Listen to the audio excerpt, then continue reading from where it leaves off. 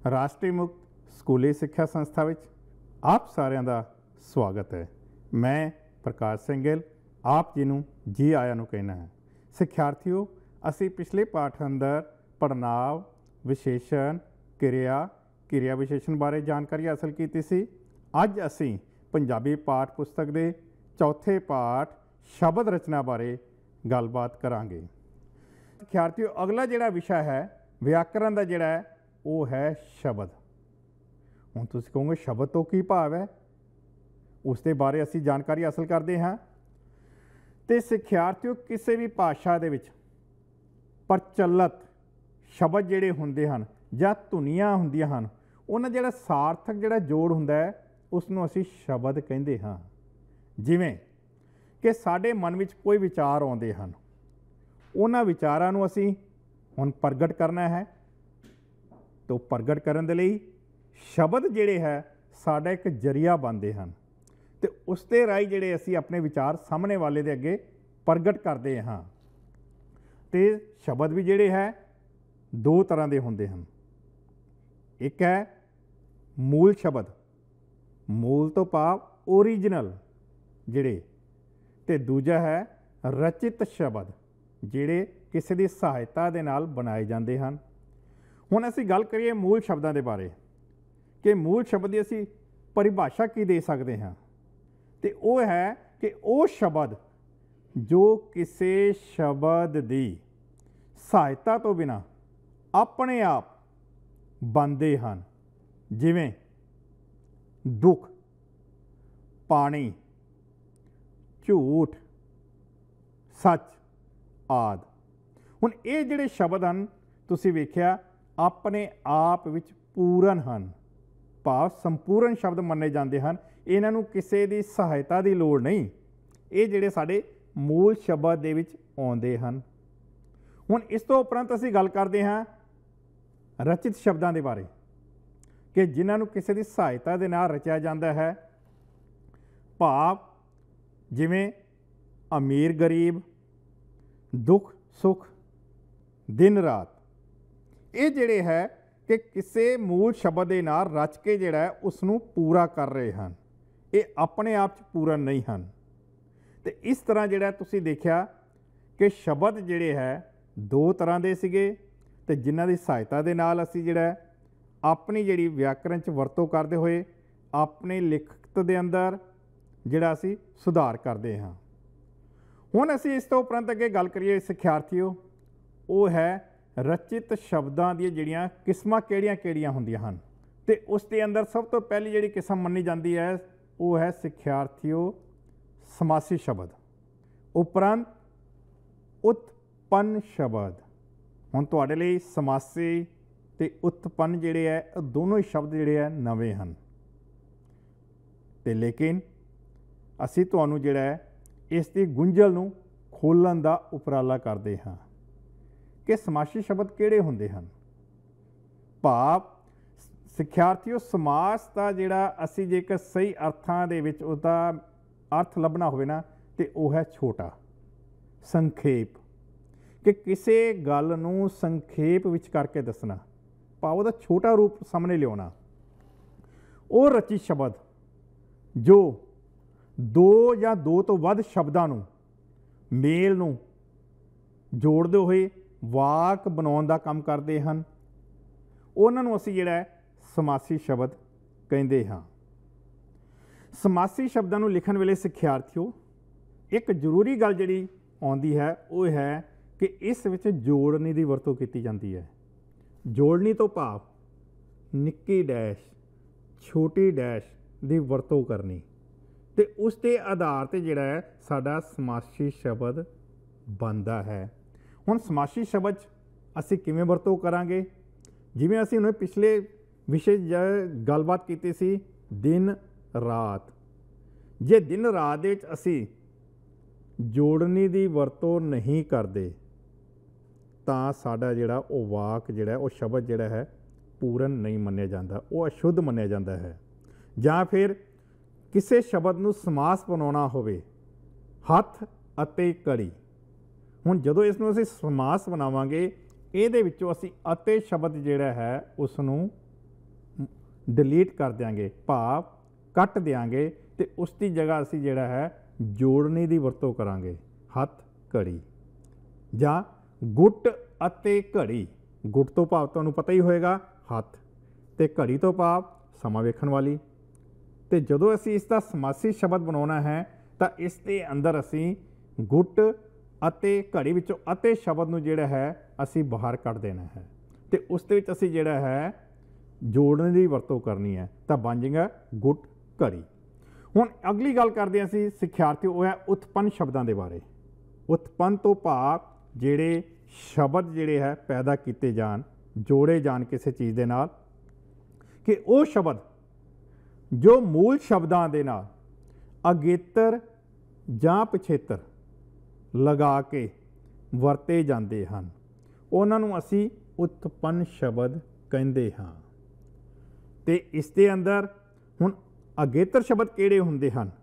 ਅਗੇਤਰ ਜਿਹੜੇ ਹੈ ਉਹ ਸ਼ਬਦ ਹਨ ਜਿਹੜੇ ਕਿਸੇ ਮੂਲ ਸ਼ਬਦ ਦੇ ਅੱਗੇ ਲੱਗ ਕੇ ਉਸ ਦਾ ਅਰਥ ਬਦਲਦੇ ਨੇ। ਜਿਵੇਂ ਅਸੀਂ ਗੱਲ ਕਰਦੇ ਹਾਂ ਵੈਰ, ਲੇਕਿਨ ਜੇਕਰ ਇਸ ਦੇ ਅੱਗੇ ਅਸੀਂ ਅਗੇਤਰ ਵਰਤ ਦਈਏ ਤਾਂ ਬਣ ਜਾਏਗਾ ਨਿਰਵੈਰ। ਹੁਣ ਵੈਰ ਤੋਂ ਭਾਵ ਤਾਂ ਹੈ ਦੁਸ਼ਮਣੀ, ਤੇ ਸਾਨੂੰ ਤਾਂ ਕਿਸੇ ਨਾਲ ਦੁਸ਼ਮਣੀ ਰੱਖਣੀ ਨਹੀਂ, ਲੇਕਿਨ ਜਦੋਂ ਅਸੀਂ ਇਸ ਦੇ ਅਗੇਤਰ ਦੀ ਵਰਤੋਂ ਕਰਦੇ ਹਾਂ ਤਾਂ ਬਣ ਜਾਂਦਾ ਹੈ ਨਿਰਵੈਰ, ਭਾਵ ਕਿਸੇ ਦਾ ਕੋਈ ਵੀ ਵੈਰੀ ਨਹੀਂ ਹੈ। ਹੁਣ ਇਸੇ ਤਰ੍ਹਾਂ ਹੀ ਦੋਸ਼, ਹੁਣ ਦੋਸ਼ ਤੋਂ ਭਾਵ ਹੈ ਕੋਈ ਨਾ ਕੋਈ ਕਮੀ ਹੈ ਸਾਡੇ ਵਿੱਚ। ਤੁਸੀਂ ਦੇਖਦੇ ਹੀ ਹੋ ਕਿ ਕਈ ਵਾਰੀ ਮਾਪੇ ਵੀ ਤੁਹਾਨੂੰ ਕਹਿੰਦੇ ਹਨ ਤੁਹਾਡੇ ਵਿੱਚ ਇਹ ਦੋਸ਼ ਹੈ, ਇਸ ਨੂੰ ਸੁਧਾਰ ਲਵੋ ਜੇ ਜੀਵਨ ਵਿੱਚ ਤਰੱਕੀ ਕਰਨੀ ਹੈ। ਲੇਕਿਨ ਜੇਕਰ ਅਸੀਂ ਇਸ ਦੇ ਨਾਲ ਅਗੇਤਰ ਜੋੜ ਦਈਏ, ਭਾਵ ਨਿਰ ਸ਼ਬਦ ਲਗਾ ਦਈਏ ਜਿਹੜਾ ਸਾਡਾ ਅਗੇਤਰ ਦੇ ਵਿੱਚ ਆਉਂਦਾ ਹੈ, ਤਾਂ ਬਣ ਜਾਏਗਾ ਅਸੀਂ ਨਿਰਦੋਸ਼, ਕਿ ਸਾਡੇ ਵਿੱਚ ਕੋਈ ਦੋਸ਼ ਨਹੀਂ ਹੈ, ਅਸੀਂ ਕਸੂਰਵਾਰ ਨਹੀਂ ਹਾਂ। ਸਿੱਖਿਆਰਥੀਓ, ਅਗੇਤਰ ਦੇ ਵਿਸ਼ੇ ਦੇ ਨਾਲ ਇੱਕ ਤੁਸੀਂ ਜ਼ਰੂਰੀ ਗੱਲ ਜਿਹੜੀ ਹੋਰ ਨੋਟ ਕਰਨੀ ਹੈ, ਉਹ ਇਹ ਹੈ ਕਿ ਇਹ ਆਪਣੇ ਮੂਲ ਸ਼ਬਦਾਂ ਦੇ ਨਾਲ ਜੁੜ ਕੇ ਜਦੋਂ ਉਸ ਦਾ ਅਰਥ ਬਦਲਦੇ ਹਨ ਤੇ ਉਸ ਦੇ ਵਿੱਚ ਜਿਹੜਾ ਹੈ ਇੱਕ ਨਵਾਂ ਅਰਥ ਪੈਦਾ ਕਰ ਦਿੰਦੇ ਹਨ। ਉਦਾਹਰਨ ਦੇ ਲਈ ਅਸੀਂ ਉਹ ਜਿਹੜਾ ਹੈ ਅਗੇਤਰ ਦੀ ਵਰਤੋਂ ਕਰਦੇ ਹਾਂ, ਉਸ ਦੇ ਵਿੱਚ ਉਹ ਜਿਹੜਾ ਹੈ ਉੱਪਰ ਨੂੰ ਜਾਂ ਉੱਪਰ ਤੋਂ ਹੇਠਾਂ ਆਉਣ ਨੂੰ ਕਹਿੰਦੇ ਹਨ, ਉਸ ਦਾ ਅਰਥ ਜਿਹੜਾ ਹੈ। ਤੇ ਉਹਦੇ ਵਿੱਚ ਜਦੋਂ ਅਸੀਂ ਵਰਤੋਂ ਕਰਦੇ ਹੋਏ ਅਗੇਤਰ ਬਣਾਵਾਂਗੇ, ਜਿਹੜੇ ਮੂਲ ਸ਼ਬਦ ਦੇ ਨਾਲ ਜੋੜਾਂਗੇ, ਤਾਂ ਉਹ ਬਣ ਜਾਏਗਾ 39, 59, 69। ਆਹ ਸ਼ਬਦ ਜਿਹੜੇ ਹੈ ਇਹ ਅਗੇਤਰ ਵਿੱਚ ਆਉਂਦੇ ਹਨ। ਹੁਣ ਇਸੇ ਤਰ੍ਹਾਂ ਨਾਲ ਹੀ ਜੇਕਰ ਅਸੀਂ ਜਿਹੜਾ ਹੈ ਉਪ ਲਗਾ ਕਰਕੇ, ਉਪ ਸਾਡਾ ਅਗੇਤਰ ਹੈ, ਤੇ ਇਸ ਦੇ ਨਾਲ ਜੇਕਰ ਸ਼ਬਦ ਬਣਾਉਣੇ ਹੋਣ ਤਾਂ ਇਸ ਦਾ ਬਣਦਾ ਹੈ ਉਪ ਮੰਤਰੀ, ਉਪ ਪ੍ਰਧਾਨ ਭਾਵ ਵਾਈਸ ਪ੍ਰਿੰਸੀਪਲ, ਉਪ ਸ਼ਾਸਤਰੀ ਭਾਵ ਡਿਪਟੀ ਜਿਹੜਾ ਹੈ, ਸ਼ਾਸਤਰੀ ਜਿਹੜਾ ਹੈ, ਸਿੱਖਿਅਕ ਜਿਹੜਾ ਹੈ, ਉਸ ਨੂੰ ਕਹਿ ਸਕਦੇ ਹਾਂ। ਤੇ ਇਸੇ ਤਰ੍ਹਾਂ ਨਾਲ ਹੀ ਉਨ ਸ਼ਬਦ ਲਗਾ ਕਰਕੇ, ਉਨ ਤੋਂ ਜਿਹੜਾ ਹੈ ਤੁਸੀਂ ਅਗੇਤਰ ਬਣਾਉਣੇ ਹਨ, ਤੇ ਉਨ ਦੇ ਵਿੱਚ ਜਿਹੜਾ ਹੈ ਉਨਿੰਦਰਾ। ਜਿਵੇਂ ਤੁਸੀਂ ਜਿਹੜੇ ਉਨਿੰਦਰੇ ਹੋ ਜਾਂਦੇ ਹੋ ਖਾਸ ਤੌਰ 'ਤੇ ਪ੍ਰੀਖਿਆ ਦੇ ਦਿਨਾਂ ਵਿੱਚ, ਜਦੋਂ ਤੁਸੀਂ ਪੜ੍ਹਾਈ ਕਰਦੇ ਹੋ ਨੀਂਦ ਆਉਂਦੀ ਹੈ ਨਾ, ਪਰ ਮੱਲੋ ਮੱਲੀ ਜਿਹੜਾ ਉਸ ਨੀਂਦ ਨੂੰ ਟਾਲਦੇ ਹੋ ਪ੍ਰੀਖਿਆ ਦੀ ਤਿਆਰੀ ਦੇ ਲਈ। ਤੇ ਇਸੇ ਤਰ੍ਹਾਂ ਨਾਲ ਹੀ 49 ਭਾਵ 49 ਜਿਹੜਾ ਹੈ 49। ਤੇ ਇਸ ਤੋਂ ਅਗਾਂਹ ਅਸੀਂ ਗੱਲ ਕਰਦੇ ਹਾਂ ਅਗੇਤਰ ਦੇ ਅੰਦਰ ਜਿਹੜੇ ਹੋਰ ਜਿਹੜੇ ਸ਼ਬਦ ਅਸੀਂ ਵਰਤੋਂ 'ਚ ਲਿਆ ਸਕਦੇ ਹਾਂ, ਉਹਨਾਂ ਦੇ ਵਿੱਚ ਹੈ ਅੰਨ। ਅੰਨ ਤੋਂ ਭਾਵ ਜਿਹੜਾ ਹੈ ਕਿਸੇ ਚੀਜ਼ ਦੇ ਲਈ ਨਾਂ ਦੇ ਵਿੱਚ ਵਰਤੇ ਜਾਣ ਵਾਲੇ ਸ਼ਬਦ, ਕਿ ਜਿਸ ਦਾ ਅਰਥ ਨਾਂ ਦੇ ਵਿੱਚ ਆਉਂਦਾ ਹੋਵੇ। ਤੇ ਉਸ ਦੇ ਵਿੱਚ ਅਸੀਂ ਕਈ ਸ਼ਬਦ ਇਸਤੇਮਾਲ ਕਰ ਸਕਦੇ ਹੋ, ਜਿਵੇਂ ਅਣਗਹਿਲੀ। ਅਣਗਹਿਲੀ ਤੋਂ ਭਾਵ ਲਾਪਰਵਾਹੀ, ਜੋ ਤੁਸੀਂ ਕਰਦੇ ਹੋ। ਵੇਖਣ 'ਚ ਆਉਂਦਾ ਕਈ ਜਿਹੜੇ ਸਿੱਖਿਆਰਥੀ ਹਨ ਪੜ੍ਹਾਈ ਦੇ ਮਾਮਲੇ 'ਚ ਹਮੇਸ਼ਾ ਅਣਗਹਿਲੀ ਵਰਤਦੇ ਹਨ, ਕਿ ਭਾਵ ਚਲੋ ਅਸੀਂ ਫੇਰ ਪੜ੍ਹ ਲਾਂਗੇ, ਫੇਰ ਕਰ ਲਾਂਗੇ। ਲੇਕਿਨ ਸਿੱਖਿਆਰਥੀਓ, ਪੜ੍ਹਾਈ ਦੇ ਲਈ ਵੀ ਇੱਕ ਸਮਾਂ ਹੋਣਾ ਚਾਹੀਦਾ ਹੈ, ਭਾਵ ਤੁਹਾਡਾ ਟਾਈਮ ਟੇਬਲ ਹੋਣਾ ਚਾਹੀਦਾ ਹੈ, ਤੇ ਉਸ ਵਿੱਚ ਕਦੇ ਵੀ ਤੁਸੀਂ ਅਣਗਹਿਲੀ ਨਹੀਂ ਕਰਨੀ।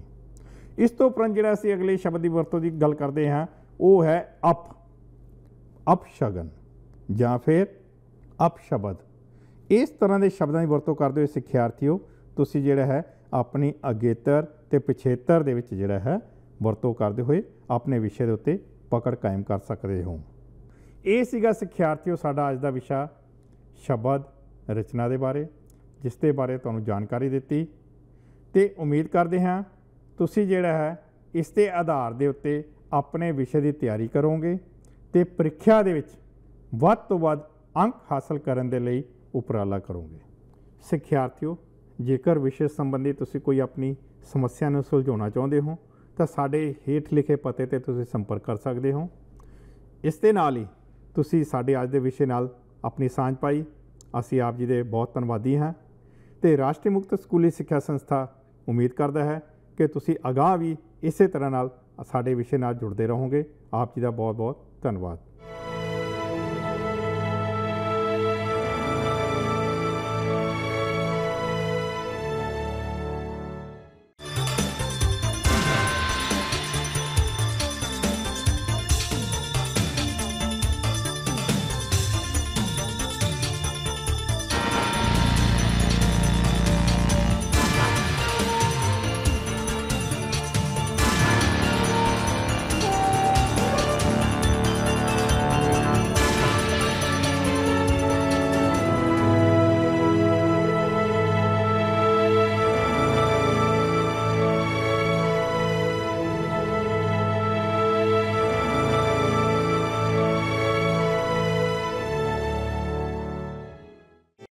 हिंदुस्तान के हर कोने में नौजवानों के पास प्रतिभा है, उन्हें अवसर चाहिए। NIOS देता रहा है युवाओं को अवसर आगे बढ़ने का। NIOS से पढ़ने वाले इन युवाओं ने किया है संस्थान को गौरवान्वित। दिव्यांगों ने बन के दिखाया है सबल और आत्मनिर्भर। NIOS के साथ आप भी जुड़िए NIOS के संग।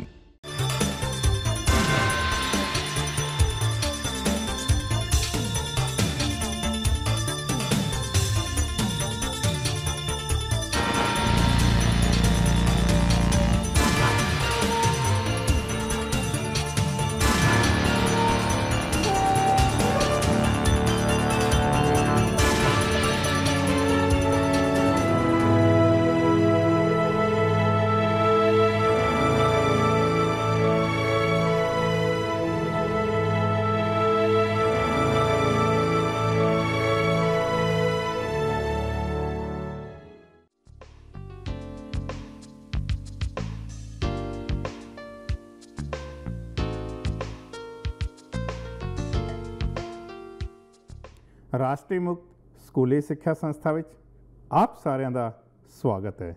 ਮੈਂ ਪ੍ਰਕਾਸ਼ ਸਿੰਘ ਗਿੱਲ ਆਪ ਜੀ ਨੂੰ ਜੀ ਆਇਆਂ ਨੂੰ ਕਹਿਣਾ ਹੈ। ਸਿੱਖਿਆਰਥੀਓ, ਅਸੀਂ ਪਿਛਲੇ ਪਾਠ ਅੰਦਰ ਪੜ੍ਹਨਾਂਵ, ਵਿਸ਼ੇਸ਼ਣ, ਕਿਰਿਆ ਵਿਸ਼ੇਸ਼ਣ ਬਾਰੇ ਜਾਣਕਾਰੀ ਹਾਸਲ ਕੀਤੀ ਸੀ। ਅੱਜ ਅਸੀਂ ਪੰਜਾਬੀ ਪਾਠ ਪੁਸਤਕ ਦੇ ਚੌਥੇ ਪਾਠ ਸ਼ਬਦ ਰਚਨਾ ਬਾਰੇ ਗੱਲਬਾਤ ਕਰਾਂਗੇ। ਸਿੱਖਿਆਰਥੀਓ, ਸ਼ਬਦ ਭਾਸ਼ਾ ਦੀ ਸੁਤੰਤਰ ਇਕਾਈ ਮੰਨੇ ਜਾਂਦੇ ਹਨ ਤੇ ਇਸ ਤੋਂ ਉਪਰੰਤ ਅਸੀਂ ਗੱਲ ਕਰਦੇ ਹਾਂ ਸਿੱਖਿਆਰਥੀਓ ਪਿਛੇਤਰ ਦੇ ਬਾਰੇ। ਪਿਛੇਤਰ ਤੋਂ ਭਾਵ ਜਿਹੜੇ ਮੂਲ ਸ਼ਬਦਾਂ ਦੇ ਪਿੱਛੇ ਲੱਗ ਕੇ ਉਸ ਦਾ ਅਰਥ ਬਦਲਦੇ ਨੇ। ਇਸ ਤੋਂ ਪਹਿਲਾਂ ਅਸੀਂ ਜਾਣਕਾਰੀ ਹਾਸਲ ਕੀਤੀ ਸੀ ਮੂਲ ਸ਼ਬਦਾਂ ਦੇ ਅੱਗੇ ਲੱਗ ਕੇ ਉਹਦਾ ਅਰਥ ਬਦਲਣ। ਹੁਣ ਅਸੀਂ ਗੱਲ ਕਰ ਰਹੇ ਹਾਂ ਮੂਲ ਸ਼ਬਦ ਜਿਹੜੇ ਆ, ਓਰੀਜਨਲ ਜਿਹੜੇ ਸ਼ਬਦ ਆਪਣੇ ਆਪ ਦੇ ਵਿੱਚ, ਉਹਨਾਂ ਦੇ ਨਾਲ ਜਿਹੜਾ ਹੈ ਪਿੱਛੇ ਜਿਹੜਾ ਸ਼ਬਦ ਲੱਗ ਰਿਹਾ ਹੈ ਉਹ ਪਿਛੇਤਰ ਅਖਵਾਉਂਦਾ ਹੈ। ਉਦਾਹਰਨ ਦੇ ਲਈ ਸਾਡਾ ਮੂਲ ਸ਼ਬਦ ਹੈ ਪਾਲਣ, ਭਾਵ ਕਿਸੇ ਗੱਲ ਦੀ ਅਸੀਂ ਪਾਲਣਾ ਕਰ ਰਹੇ ਹਾਂ, ਕਹਿਣਾ ਮੰਨ ਰਹੇ ਹਾਂ। ਲੇਕਿਨ ਜਦੋਂ ਇਸ ਦੇ ਨਾਲ ਅਸੀਂ ਪਿਛੇਤਰ ਲਾ ਦਿੰਦੇ ਹਾਂ, ਭਾਵ ਕੋਈ ਪਿਛੇਤਰ ਦੀ ਵਰਤੋਂ ਕਰਦੇ ਹਾਂ, ਜਿਵੇਂ ਹਾਰ ਸ਼ਬਦ ਜਿਹੜਾ ਹੈ ਉਹ ਪਿਛੇਤਰ ਹੈ, ਅਤੇ ਜਦੋਂ ਅਸੀਂ ਉਸ ਨੂੰ ਮੂਲ ਸ਼ਬਦ ਦੇ ਨਾਲ ਜੋੜਦੇ ਹਾਂ ਤਾਂ ਉਹ ਬਣ ਜਾਏਗਾ ਪਾਲਣਹਾਰ, ਕਿ ਜਿਹੜੇ ਸਾਡੇ ਮਾਤਾ ਪਿਤਾ ਹਨ ਜਾਂ ਪਰਮਾਤਮਾ ਜਿਹੜਾ ਜੋ ਸਾਡੀ ਪਾਲਣਾ ਕਰ ਰਿਹਾ ਹੈ। ਇਸੇ ਤਰ੍ਹਾਂ ਹੀ ਸਿਰਜਣ ਸ਼ਬਦ ਜਿਹੜਾ ਹੈ, ਭਾਵ ਕ੍ਰੀਏਸ਼ਨ ਜਿਹੜਾ ਹੈ, ਉਹ ਇੱਕ ਮੂਲ ਸ਼ਬਦ ਹੈ। ਲੇਕਿਨ ਜਦੋਂ ਅਸੀਂ ਸਿੱਖਿਆਰਥੀ ਉਹਦੇ ਨਾਲ ਪਿਛੇਤਰ ਸ਼ਬਦ ਦੀ ਵਰਤੋਂ ਕਰਦੇ ਹਾਂ ਤਾਂ ਉਹ ਬਣ ਜਾਏਗਾ ਸਿਰਜਣਹਾਰ। ਔਰ ਇਸੇ ਤਰ੍ਹਾਂ ਨਾਲ ਹੀ ਪਿਛੇਤਰ ਦੇ ਕਈ ਹੋਰ ਸ਼ਬਦ ਵੀ ਆਉਂਦੇ ਹਨ, ਜਿਵੇਂ ਆਈ, ਭਾਵ ਆਈ ਲਗਾ ਕੇ ਤੁਸੀਂ ਜਿਹੜੇ ਸ਼ਬਦ ਦੀ ਵਰਤੋਂ ਕਰਕੇ ਪਿਛੇਤਰ ਬਣਾਉਣੇ ਹਨ ਤਾਂ ਉਹ ਬਣਦੇ ਹਨ ਕਮਾਈ, ਲਿਖਾਈ, ਮਠਿਆਈ। ਅਤੇ ਮਠਿਆਈ ਦੇ ਨਾਲ ਨਾਲ ਮੈਨੂੰ ਲੱਗਦਾ ਸਿੱਖਿਆਰਥੀਓ ਤੁਹਾਨੂੰ ਜਿਹੜਾ ਹੈ ਮੂੰਹ ਵਿੱਚ ਪਾਣੀ ਵੀ ਆ ਗਿਆ ਹੋਵੇਗਾ। ਹੁਣ ਇਹ ਜਿਹੜੇ ਸ਼ਬਦ ਹਨ ਸਾਡੇ ਜੀਵਨ ਦੇ ਵਿੱਚ ਆਮ ਤੌਰ 'ਤੇ ਵਰਤੇ ਜਾਂਦੇ ਹਨ। ਇਹਨਾਂ ਦੀ ਸਹਾਇਤਾ ਦੇ ਨਾਲ ਹੀ ਜਿਹੜਾ ਅਸੀਂ ਆਪਣੇ ਵਿਆਕਰਣ ਦੇ ਨਿਯਮਾਂ ਤੋਂ ਜਾਣਕਾਰੀ ਹਾਸਲ ਕਰਦੇ ਹਾਂ। ਤੇ ਤੁਸੀਂ ਵੇਖਦੇ ਹੋਵੋਗੇ ਕਿ ਕਈ ਵਾਰੀ ਜਿਹੜਾ ਅਸੀਂ ਆਪਣੇ ਆਪ ਹੀ ਸ਼ਬਦ ਬਣਾਉਣ ਦਾ ਉਪਰਾਲਾ ਕਰਦੇ ਹਾਂ। ਅਸੀਂ ਵੇਖਦੇ ਨਹੀਂ ਕਿ ਉਹਨਾਂ ਦਾ ਕੋਈ ਅਰਥ ਵੀ ਨਿਕਲ ਰਿਹਾ ਹੈ ਕਿ ਨਹੀਂ ਨਿਕਲ ਰਿਹਾ, ਲੇਕਿਨ ਤੁਸੀਂ ਜਦੋਂ ਉਹਨਾਂ ਸ਼ਬਦਾਂ ਨੂੰ ਲਿਖਤੀ ਰੂਪ ਵਿੱਚ ਸਾਹਮਣੇ ਲਿਆਉਣਾ ਹੈ, ਖਾਸ ਤੌਰ 'ਤੇ ਅਗੇਤਰ ਅਤੇ ਪਿਛੇਤਰ ਦੇ ਅੰਦਰ, ਉਸ ਵੇਲੇ ਜਿਹੜਾ ਤੁਸੀਂ ਉਹਨਾਂ ਸ਼ਬਦਾਂ ਨੂੰ ਧਿਆਨਪੂਰਵਕ ਜਿਹੜਾ ਜੋੜਨਾ ਹੈ, ਭਾਵ ਦੋਨਾਂ ਦਾ ਸੰਧੀ ਵਿਛੇਦ ਕਰ ਲੈਣਾ। ਸੌਖੀ ਭਾਸ਼ਾ 'ਚ ਆਪਾਂ ਕਹਿੰਦੇ ਹਾਂ ਕਿ ਉਹਨਾਂ ਸ਼ਬਦਾਂ ਨੂੰ ਵੱਖ-ਵੱਖ ਨਿਖੇੜ ਕੇ ਦੇਖ ਲਈਏ ਕਿ ਉਹਨਾਂ ਨੂੰ ਜੋੜਨ 'ਤੇ ਕੀ ਅਰਥ ਨਿਕਲਦਾ ਹੈ ਔਰ ਨਿਖੇੜਨ ਉੱਤੇ ਕੀ ਅਰਥ ਨਿਕਲਦਾ ਹੈ। ਜੇਕਰ ਅਸੀਂ ਇਸ ਆਧਾਰ ਦੇ ਉੱਤੇ ਆਪਣੇ ਪ੍ਰੀਖਿਆ ਦੇ ਵਿੱਚ ਜਾਂ ਆਪਣੇ ਪਾਠਕ੍ਰਮ ਦੇ ਵਿੱਚ ਦੁਹਰਾਈ ਕਰਦੇ ਹਾਂ ਤਾਂ ਨਿਸ਼ਚਿਤ ਰੂਪ ਅੰਦਰ ਅਸੀਂ ਜਿਹੜਾ ਵੱਧ ਅੰਕ ਲੈਣ ਦੇ ਹੱਕਦਾਰ ਹੋ ਜਾਂਦੇ ਹਾਂ। ਅਤੇ ਇਹ ਸੀਗਾ ਸਿੱਖਿਆਰਥੀਓ ਸਾਡਾ ਅੱਜ ਦਾ ਜਿਹੜਾ ਵਿਸ਼ਾ ਜਿਹੜਾ ਸੀਗਾ ਉਹ ਸੀਗਾ ਸ਼ਬਦ ਰਚਨਾ ਦੇ ਬਾਰੇ।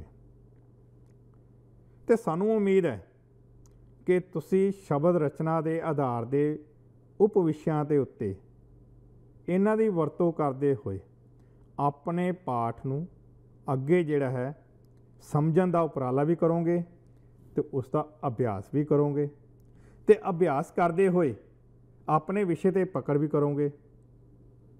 ਹੁਣ ਅਸੀਂ ਇਸ ਪਾਠ ਦਾ ਅਭਿਆਸ ਕਿਵੇਂ ਕਰ ਸਕਦੇ ਹਾਂ? ਅਤੇ ਸਿੱਖਿਆਰਥੀਓ ਉਹਦਾ ਵੀ ਇੱਕ ਤਰੀਕਾ ਹੈ, ਇੱਕ ਨੁਕਤਾ ਹੈ ਕਿ ਅਭਿਆਸ ਦੇ ਲਈ ਅੱਜ ਜੋ ਅਸੀਂ ਜਾਣਕਾਰੀ ਹਾਸਲ ਕੀਤੀ ਹੈ ਕਿ ਉਸ ਦੇ ਆਧਾਰ 'ਤੇ ਵੇਖੀ ਕਿ ਇਹਨਾਂ ਦੇ ਪ੍ਰਸ਼ਨਾਂ ਦੀ ਬਣਤਰ ਕਿਹੋ ਜਿਹੀ ਹੁੰਦੀ ਹੈ, ਕਿ ਕਿਹੜੇ ਪ੍ਰਸ਼ਨ ਬਣ ਸਕਦੇ ਹਨ। ਸਭ ਤੋਂ ਪਹਿਲਾਂ ਸਿੱਖਿਆਰਥੀ ਜਿਹੜਾ ਸ਼ਬਦ ਦੇ ਬਾਰੇ ਜਿਹੜਾ ਅਸੀਂ ਗੱਲ ਕਰ ਰਹੇ ਸੀ ਕਿ ਸ਼ਬਦ ਦੇ ਆਧਾਰ 'ਤੇ ਕਿਹੜੇ ਕਿਹੜੇ ਪ੍ਰਸ਼ਨ ਹੋ ਸਕਦੇ ਹਨ, ਤਾਂ ਸਭ ਤੋਂ ਪਹਿਲਾਂ ਜਿਹੜਾ ਪ੍ਰਸ਼ਨ ਬਣਦਾ ਹੈ ਕਿ ਸ਼ਬਦ ਕੀ ਹੁੰਦਾ ਹੈ, ਭਾਵ ਇਸ ਦੇ ਅੰਦਰ ਤੁਸੀਂ ਉਸਦੀ ਪਰਿਭਾਸ਼ਾ ਦੱਸਣੀ ਹੈ ਕਿ ਸ਼ਬਦ ਜਿਹੜਾ ਹੈ ਅੱਖਰਾਂ ਦੇ ਮੇਲ ਨਾਲ ਲਗਾਂ ਅੱਖਰਾਂ ਦੇ ਲਗਾਂ ਦੀ ਵਰਤੋਂ ਕਰਦੇ ਹੋਏ ਜਿਹੜੇ ਅਸੀਂ ਬਣਾਉਣੇ ਉਹਨੂੰ ਸ਼ਬਦ ਕਹਿੰਦੇ ਹਨ। ਇਸ ਤੋਂ ਉਪਰੰਤ ਹੁਣ ਗੱਲ ਕਰਦੇ ਹਾਂ ਆਪਾਂ ਦੂਜੇ ਪ੍ਰਸ਼ਨ ਦੇ ਬਾਰੇ ਕਿ ਯੋਜਕ ਕਿਸ ਨੂੰ ਕਹਿੰਦੇ ਹਨ। ਇਹ ਵੀ ਜਿਹੜਾ ਹੈ ਪ੍ਰਸ਼ਨ ਜਿਹੜਾ ਹੈ ਉਸ ਦੀ ਪਰਿਭਾਸ਼ਾ ਦੇ ਨਾਲ ਹੀ ਸੰਬੰਧ ਰੱਖਦਾ ਹੈ। ਅਤੇ ਇਸੇ ਤਰ੍ਹਾਂ ਨਾਲ ਹੀ ਜਿਹੜੇ ਕੁਝ ਹੋਰ ਪ੍ਰਸ਼ਨ ਵੀ ਬਣਦੇ ਹਨ ਉਹ ਹੈ ਕਿ ਸ਼ਬਦ ਜਿਹੜੇ ਕਿਸ ਚੀਜ਼ ਦਾ ਭਾਵ ਪ੍ਰਗਟ ਕਰਦੇ ਹਨ, ਉਹਨਾਂ ਦੇ ਬਾਰੇ ਜਿਹੜਾ ਅਸੀਂ ਇਸ ਦਾ ਉੱਤਰ ਦੇਣਾ ਹੈ। ਅਤੇ ਇੱਕ ਹੋਰ ਪ੍ਰਸ਼ਨ ਜਿਹੜਾ ਸਿੱਖਿਆਰਥੀਓ ਅਸੀਂ ਅਭਿਆਸ ਦੇ ਲਈ ਕਿ ਘਰ ਬੈਠ ਕੇ ਅਸੀਂ ਇਸ ਦਾ ਅਭਿਆਸ ਕਰੀਏ, ਉਹ ਇਹ ਹੈ ਕਿ ਸ਼ਬਦ ਦੇ ਅੱਗੇ ਜੁੜ ਕੇ ਕੋਈ ਜਿਹੜਾ ਨਵਾਂ ਸ਼ਬਦ ਬਣਦਾ ਹੈ ਉਸ ਨੂੰ ਕੀ ਕਿਹਾ ਜਾਂਦਾ ਹੈ, ਜਾਂ ਫਿਰ ਸ਼ਬਦ ਦੇ ਪਿੱਛੇ ਲੱਗ ਕੇ ਜਿਹੜਾ ਨਵਾਂ ਸ਼ਬਦ ਬਣਦਾ ਹੈ ਉਸ ਨੂੰ ਕੀ ਕਿਹਾ ਜਾਂਦਾ ਹੈ। ਅਤੇ ਇਹਨਾਂ ਦੇ ਜਿਹੜਾ ਹੈ ਸਿੱਖਿਆਰਥੀ ਤੁਸੀਂ ਨਾਂ ਲਿਖਣਾ ਹੋਏਗਾ। ਅਤੇ ਕਈ ਵਾਰੀ ਜਿਹੜਾ ਹੈ ਪ੍ਰੀਖਿਆ ਦੇ ਵਿੱਚ ਇਸ ਆਧਾਰ ਦੇ ਉੱਤੇ ਵੀ ਪ੍ਰਸ਼ਨ ਦੀ ਜਿਹੜੀ ਹੈ ਬਣਤਰ ਹੋ ਸਕਦੀ ਹੈ ਕਿ ਤੁਹਾਨੂੰ ਪਤਾ ਹੋਣਾ ਚਾਹੀਦਾ ਹੈ। ਇਹ ਤੁਸੀਂ ਤਾਂ ਹੀ ਦੱਸ ਸਕਦੇ ਹੋ ਜਦੋਂ ਤੁਸੀਂ ਇਸ ਦੀ ਪਰਿਭਾਸ਼ਾ ਭਾਵ ਡੈਫੀਨੇਸ਼ਨ ਦੀ ਜਾਣਕਾਰੀ ਹਾਸਲ ਕਰਦੇ ਹੋ। ਅਤੇ ਇਹ ਤਾਂ ਸੀਗਾ ਸਾਡਾ ਜਿਹੜਾ ਪ੍ਰਸ਼ਨਾਂ ਦੇ ਬਾਰੇ। ਇਸ ਤੋਂ ਇਲਾਵਾ ਸਿੱਖਿਆਰਥੀ ਜਿਹੜਾ ਹੈ ਤੁਸੀਂ ਇਸ ਪਾਠ ਤੋਂ ਕੋਈ ਨਾ ਕੋਈ ਸਿੱਖਿਆ ਜ਼ਰੂਰ ਹਾਸਲ ਕੀਤੀ ਹੋਵੇਗੀ। ਸਾਨੂੰ ਉਮੀਦ ਹੈ ਕਿ ਉਹ ਕਿਹੜੀ ਸਿੱਖਿਆ ਹੋ ਸਕਦੀ ਹੈ, ਆਓ ਉਸ ਦੇ ਬਾਰੇ ਵੀ ਚਰਚਾ ਕਰ ਲਈਏ। ਅਤੇ ਸਿੱਖਿਆਰਥੀਓ ਇਸ ਪਾਠ ਨੂੰ ਪੜ੍ਹ ਕੇ ਤੁਸੀਂ ਜਾਣਿਆ ਕਿ ਸ਼ਬਦ ਦੀ ਬਣਤਰ ਲਈ ਮੂਲ ਅਤੇ ਰਚਿਤ ਸ਼ਬਦ ਜਿਹੜੇ ਹੁੰਦੇ ਹਨ ਉਹਨਾਂ ਦੇ ਆਧਾਰ 'ਤੇ ਅਸੀਂ ਵੱਖ-ਵੱਖ ਤਰ੍ਹਾਂ ਦੇ ਵਾਕ ਬਣਾਉਂਦੇ ਹਾਂ। ਇਸ ਦੇ ਨਾਲ ਹੀ ਸ਼ਬਦਾਂ, ਵਾਕਾਂ ਜਾਂ ਫਿਰ ਵਾਕੰਸ਼ਾਂ ਨੂੰ ਜੋੜਨ ਲਈ ਸੰਬੰਧਕ ਅਤੇ ਯੋਜਕ ਦੀ ਵੀ ਅਸੀਂ ਵਰਤੋਂ ਕਰਦੇ ਹਾਂ। ਠੀਕ ਦੱਸਿਆ ਨਾ ਤੁਹਾਨੂੰ ਇਸ ਦੇ ਬਾਰੇ? ਇਹੋ ਹੀ ਜਾਣਕਾਰੀ ਹਾਸਲ ਕੀਤੀ ਨਾ ਤੁਸੀਂ ਇਸ ਦੇ ਪਾਠ ਦੇ ਅੰਦਰ। ਇਹ ਤਾਂ ਸੀਗਾ ਪਾਠ ਨਾਲ ਸੰਬੰਧਿਤ। ਹੁਣ ਥੋੜ੍ਹਾ ਪਾਠ ਤੋਂ ਹਟ ਕੇ ਵੀ ਗੱਲ ਕਰ ਲਈਏ ਅਸੀਂ। ਅਤੇ ਸਿੱਖਿਆਰਥੀ ਉਹ ਹੈ ਕਿ ਇਸ ਪਾਠ ਦੇ ਆਧਾਰ 'ਤੇ ਜਿਹੜਾ ਤੁਸੀਂ ਆਪਣਾ ਕੋਈ ਰਚਨਾਤਮਕ ਕਾਰਜ ਕਰਨਾ ਹੈ। ਮੈਨੂੰ ਲੱਗਦਾ ਤੁਹਾਨੂੰ ਖੁਸ਼ੀ ਮਹਿਸੂਸ ਹੋ ਰਹੀ ਹੈ। ਕਿਉਂ? ਰਚਨਾਤਮਕ ਕਾਰਜ ਜਿਹੜੇ ਹੁੰਦੇ ਹਨ ਉਹ ਵਾਕਈ ਰੋਚਕ ਹੁੰਦੇ ਹਨ। ਜੇਕਰ ਉਹਨਾਂ ਨੂੰ ਧਿਆਨਪੂਰਵਕ ਕੀਤਾ ਜਾਵੇ। ਤੇ ਰਚਨਾਤਮਕ ਤੋਂ ਭਾਵ ਪ੍ਰੋਜੈਕਟ। ਹੁਣ ਪ੍ਰੋਜੈਕਟ ਜਿਹੜਾ ਹੈ, ਇੱਕ ਤਾਂ ਸਿੱਖਿਆਰਥੀਓ ਸਾਨੂੰ ਬਾਜ਼ਾਰ ਵਿੱਚ ਮਿਲ ਜਾਂਦਾ ਹੈ, ਪਰ ਅਸੀਂ ਉਹ ਬਾਜ਼ਾਰੂ ਪ੍ਰੋਜੈਕਟ ਦੀ ਗੱਲ ਨਹੀਂ ਕਰ ਰਹੇ। ਇਹ ਜਿਹੜਾ ਰਚਨਾਤਮਕ ਕਾਰਜ ਹੈ, ਤੁਸੀਂ ਘਰ ਬੈਠੇ ਬਿਠਾਏ ਕਰ ਸਕਦੇ ਹੋ ਆਪਣੀ ਪਾਠ ਪੁਸਤਕ ਦੀ ਸਹਾਇਤਾ ਦੇ ਨਾਲ। ਰਾਸ਼ਟਰੀ ਮੁਕਤ ਸਕੂਲੀ ਸਿੱਖਿਆ ਸੰਸਥਾ ਤੁਹਾਡੇ ਚਹੁੰਮੁਖੀ ਵਿਕਾਸ ਦੇ ਲਈ ਜਿਹੜੀ ਹੈ ਅਗਰਸਰ ਹੈ, ਭਾਵ ਯਤਨਸ਼ੀਲ ਹੈ। ਤੇ ਉਹਦਾ ਯਤਨ ਤਾਂ ਹੀ ਸਾਰਥਕ ਹੋ ਸਕਦਾ ਹੈ ਜਦੋਂ ਤੁਸੀਂ ਇਹੋ ਜਿਹੇ ਕਾਰਜਾਂ ਦੇ ਵਿੱਚ ਵੱਧ ਚੜ੍ਹ ਕੇ ਹਿੱਸਾ ਲੈਂਦੇ ਹੋ। ਤੇ ਸਾਡੇ ਅੱਜ ਦੇ ਪਾਠ ਉੱਤੇ ਅਸੀਂ ਕਿਹੜਾ ਰਚਨਾਤਮਕ ਕਾਰਜ ਕਰ ਸਕਦੇ ਹਾਂ, ਆਓ ਉਸ ਦੇ ਬਾਰੇ ਜਾਣਕਾਰੀ ਹਾਸਲ ਕਰੀਏ। ਸਭ ਤੋਂ ਪਹਿਲਾਂ ਤਾਂ ਅਸੀਂ ਆਪਣੇ ਰੋਜ਼ਾਨਾ ਦੇ ਜੀਵਨ ਵਿੱਚ ਵਰਤੋਂ ਵਿਹਾਰ ਵਿੱਚ ਜਿਹੜੇ ਸ਼ਬਦਾਂ ਨੂੰ ਇਸਤੇਮਾਲ ਕਰਦੇ ਹਾਂ, ਉਹਨਾਂ ਸ਼ਬਦ ਜੋੜਾਂ ਨੂੰ ਅਸੀਂ ਲਿਖਤੀ ਰੂਪ ਵਿੱਚ ਆਪਣੀ ਕਾਪੀ ਦੇ ਅੰਦਰ ਨੋਟ ਕਰੀਏ। ਹੁਣ ਅਸੀਂ ਆਪਣੇ ਰੋਜ਼ਾਨਾ ਦੇ ਜੀਵਨ ਵਿੱਚ ਕਿੰਨੇ ਹੀ ਸ਼ਬਦ ਵਰਤਦੇ ਹਾਂ, ਪਰ ਕਦੀ ਧਿਆਨ ਨਹੀਂ ਨਾ ਦਿੱਤਾ। ਤੇ ਉਹਨਾਂ ਨੂੰ ਯਾਦ ਕਰਦੇ ਹੋਏ ਕਿ ਸ਼ਬਦ ਜੋੜ ਦੇ ਵਿੱਚ ਅਸੀਂ ਕਿਹੜੇ ਸ਼ਬਦ ਇਸਤੇਮਾਲ ਕਰਦੇ ਹਾਂ, ਉਹਨਾਂ ਦੇ ਆਧਾਰ 'ਤੇ ਇੱਕ ਤਾਂ ਤੁਸੀਂ ਇਹ ਆਪਣਾ ਰਚਨਾਤਮਕ ਕਾਰਜ ਕਰ ਸਕਦੇ ਹੋ। ਇਸ ਤੋਂ ਇਲਾਵਾ ਵੀ ਤੁਹਾਨੂੰ ਜਿਹੜੀ ਅਸੀਂ ਆਪਸ਼ਨ ਦੇ ਰਹੇ ਹਾਂ ਕਿ ਜੇ ਤੁਸੀਂ ਇਹ ਨਹੀਂ ਬਣਾਉਣਾ ਚਾਹੁੰਦੇ, ਇਸ ਤੋਂ ਇਲਾਵਾ ਤੁਸੀਂ ਕੋਈ ਹੋਰ ਵੀ ਰਚਨਾਤਮਕ ਕਾਰਜ ਕਰ ਸਕਦੇ ਹੋ। ਤੇ ਉਹ ਰਚਨਾਤਮਕ ਕਾਰਜ ਜਿਹੜਾ ਹੈ ਕਿ ਤੁਸੀਂ ਸੰਬੰਧਕ ਅਤੇ ਯੋਜਕ ਜਿਹੜੇ ਸ਼ਬਦ ਦੇ ਅਧੀਨ ਵਾਕ ਆਉਂਦੇ ਹਨ, ਉਹਨਾਂ ਨੂੰ ਜਿਹੜਾ ਆਪਣੀ ਕਾਪੀ ਦੇ ਵਿੱਚ ਨੋਟ ਕਰੋ। ਤੁਹਾਨੂੰ ਪਤਾ ਹੈ ਨਾ ਸੰਬੰਧਕ ਦੀ ਕਿਹੜੀ ਪਰਿਭਾਸ਼ਾ ਹੈ ਤੇ ਯੋਜਕ ਦੀ ਕਿਹੜੀ ਪਰਿਭਾਸ਼ਾ ਹੈ। ਉਹ ਜਿਹੜੇ ਸ਼ਬਦ ਵਿਚਕਾਰ ਆਉਂਦੇ ਹਨ, ਉਹਨਾਂ ਦੇ ਸੰਬੰਧਕ ਦੇ ਤੇ ਯੋਜਕ ਦੇ, ਉਹਨਾਂ ਨੂੰ ਆਪਣੀ ਕਾਪੀ ਦੇ ਵਿੱਚ ਨੋਟ ਕਰਦੇ ਚੱਲੋ। ਤੇ ਤੁਹਾਡਾ ਵਿਸ਼ਾ ਜਿਹੜਾ ਤਿਆਰ ਹੋ ਗਿਆ, ਭਾਵ ਪ੍ਰੋਜੈਕਟ ਬਣ ਗਿਆ ਹੈ ਨਾ। ਕਿੰਨਾ ਹੈਰਾਨੀ ਦਾ ਕੰਮ। ਤੁਹਾਨੂੰ ਇੱਕ ਢੇਲਾ ਨਹੀਂ ਖਰਚਣਾ ਪੈਣਾ, ਭਾਵ ਇੱਕ ਪੈਸਾ ਵੀ ਨਹੀਂ ਖਰਚਣਾ ਪਿਆ, ਤੇ ਘਰ ਬੈਠੇ ਬਿਠਾਏ ਤੇ ਤੁਹਾਡਾ ਪ੍ਰੋਜੈਕਟ ਤਿਆਰ ਹੋ ਗਿਆ। ਇਹ ਸੀਗਾ ਸਿੱਖਿਆਰਥੀਓ ਸਾਡਾ ਅੱਜ ਦਾ ਵਿਸ਼ਾ ਸ਼ਬਦ ਰਚਨਾ ਦੇ ਬਾਰੇ, ਜਿਸ ਦੇ ਬਾਰੇ ਤੁਹਾਨੂੰ ਜਾਣਕਾਰੀ ਦਿੱਤੀ। ਤੇ ਉਮੀਦ ਕਰਦੇ ਹਾਂ ਤੁਸੀਂ ਜਿਹੜਾ ਹੈ ਇਸ ਦੇ ਆਧਾਰ ਦੇ ਉੱਤੇ ਆਪਣੇ ਵਿਸ਼ੇ ਦੀ ਤਿਆਰੀ ਕਰੋਗੇ ਤੇ ਪ੍ਰੀਖਿਆ ਦੇ ਵਿੱਚ ਵੱਧ ਤੋਂ ਵੱਧ ਅੰਕ ਹਾਸਲ ਕਰਨ ਦੇ ਲਈ ਉਪਰਾਲਾ ਕਰੋਗੇ। ਸਿੱਖਿਆਰਥੀਓ, ਜੇਕਰ ਵਿਸ਼ੇ ਸੰਬੰਧੀ ਤੁਸੀਂ ਕੋਈ ਆਪਣੀ ਸਮੱਸਿਆ ਨੂੰ ਸੁਲਝਾਉਣਾ ਚਾਹੁੰਦੇ ਹੋ ਤਾਂ ਸਾਡੇ ਹੇਠ ਲਿਖੇ ਪਤੇ 'ਤੇ ਤੁਸੀਂ ਸੰਪਰਕ ਕਰ ਸਕਦੇ ਹੋ। ਇਸ ਦੇ ਨਾਲ ਹੀ ਤੁਸੀਂ ਸਾਡੇ ਅੱਜ ਦੇ ਵਿਸ਼ੇ ਨਾਲ ਆਪਣੀ ਸਾਂਝ ਪਾਈ। ਅਸੀਂ ਆਪ ਜੀ ਦੇ ਬਹੁਤ ਧੰਨਵਾਦੀ ਹਾਂ।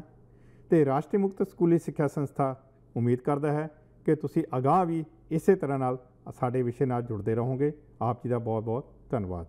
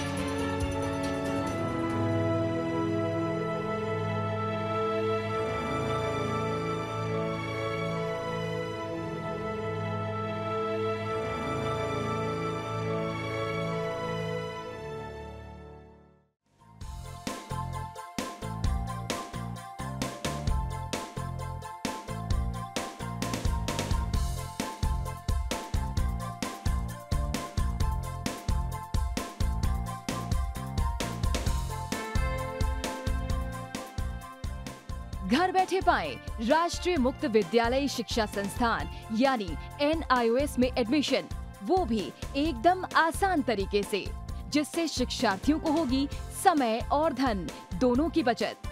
NIOS से शिक्षा कभी भी कहीं भी। शिक्षार्थियों, क्या आप जानते हैं NIOS में एडमिशन लेने का सरल और सुगम तरीका, जिससे शिक्षार्थियों को ऑनलाइन प्रवेश लेने में सहूलियत मिलती है। NIOS में प्रवेश की प्रक्रिया पूर्णतया ऑनलाइन है। शिक्षार्थी घर बैठे इंटरनेट द्वारा प्रवेश के लिए सबसे पहले NIOS की वेबसाइट www.nios.ac.in पर लॉगिन करें। अपना ईमेल आईडी और पासवर्ड डालकर अपना पंजीकरण करें। पंजीकरण के बाद लॉगिन करने पर ऑनलाइन प्रवेश हेतु आवेदन पत्र खुलेगा। आवेदन पत्र को निर्देशानुसार भरें और प्रिंट आउट लें। इस प्रिंट आउट पर अपनी फोटो संलग्न करें। ऑनलाइन प्रवेश के लिए शुल्क हेतु भुगतान के तरीके हैं: क्रेडिट कार्ड के द्वारा, डेबिट कार्ड के द्वारा, राष्ट्रीयकृत बैंक के ड्राफ्ट के माध्यम से, जो कि सचिव NIOS नई दिल्ली या नोएडा के पक्ष में देय हो।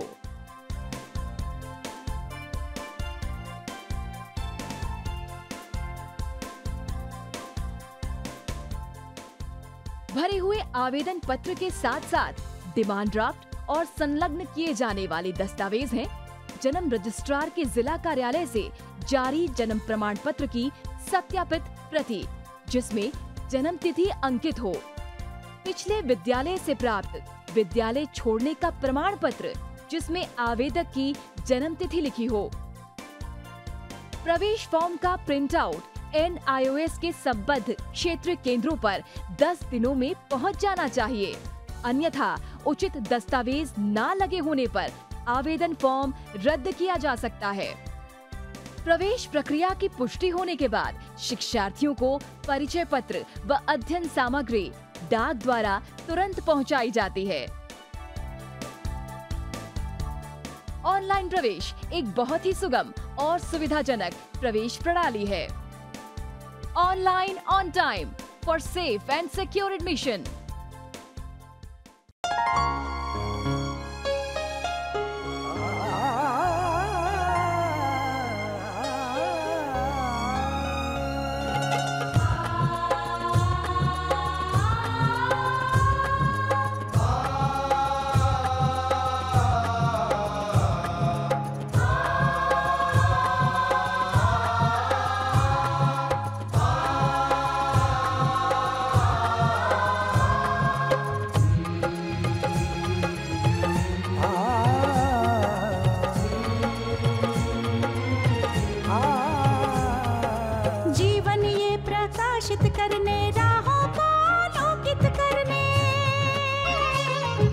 जीवन ये प्रकाशित करने, राहों को आलोकित करने, हम अपना दीपक स्वयं बने, हम अपना रास्ता स्वयं चुने। हम अपना दीपक स्वयं बने, हम अपना रास्ता स्वयं चुने। जीवन ये प्रकाशित करने, राहों को आलोकित करने।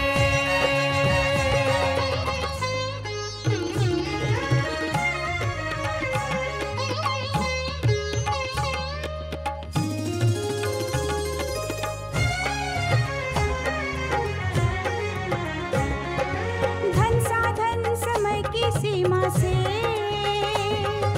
विद्यालय जो मुक्त हो, धन साधन समय की सीमा से विद्यालय जो मुक्त हो। कभी पढ़े हम कहीं पढ़े वे विषय की लोच से,